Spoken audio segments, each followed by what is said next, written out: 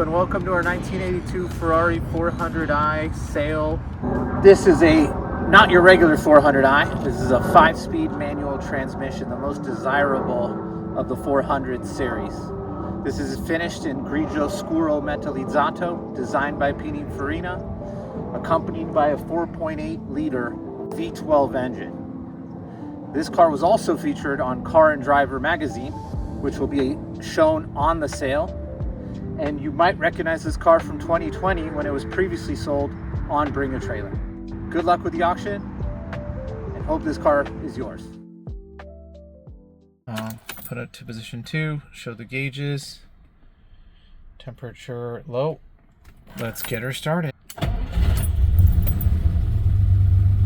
Oil pressure good. Idle's about 1,000. Working, oil temp low, charging, rev,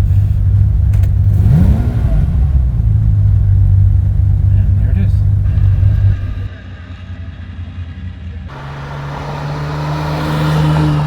This was made for the gentleman driver who wanted to drive a Ferrari every day to work.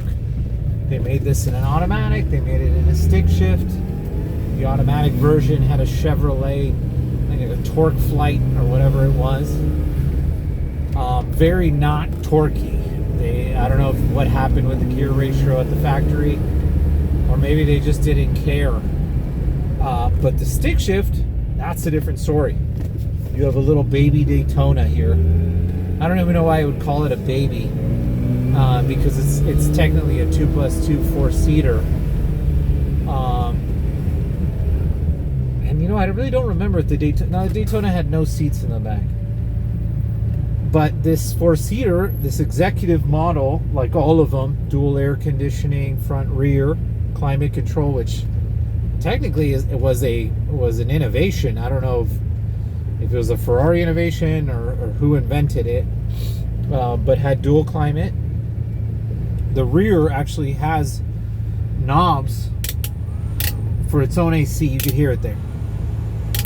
And you turn the AC on, back there. The kids are happy. Insurance was also happy because it was not a sports car at this point. It was a family vehicle. Shifting is good. Synchros are good.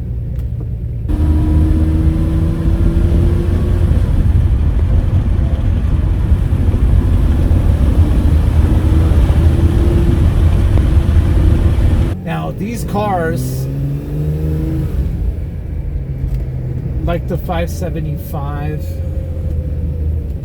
or any other of these 2+2 scenarios, I know the 575 is technically a 2-seater, but I get a lot of the 550, 575 vibes when I'm in a 400. And the 400 stick is worlds better than the automatic. You have the double Bosch injection system.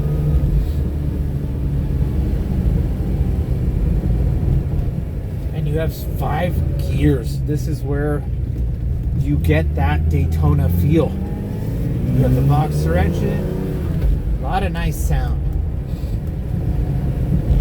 Something you should know is Ferrari really downplayed the sound on this vehicle.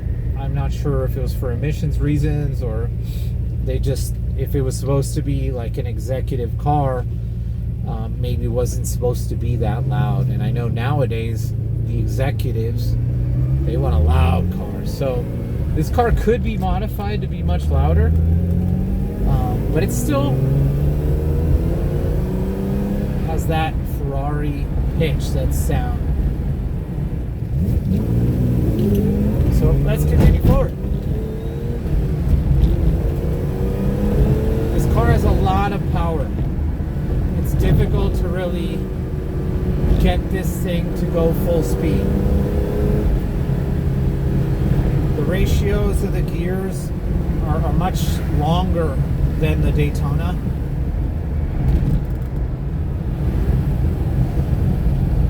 The Daytona, the gears are, the torque is stronger. But this was calculated, this car was calculated so that you could do extended freeway driving. You could do stop and go driving. And I think, you know, these driving videos, although I've seen people go all out on cars and show you how they can blow them up.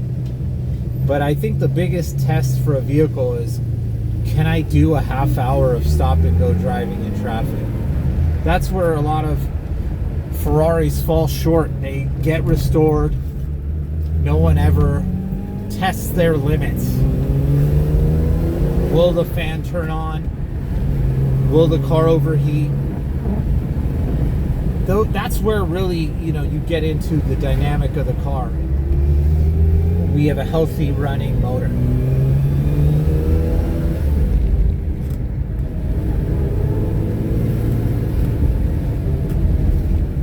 So here's your opportunity to experience Ferrari's best V12 5-speed Pininfarina design.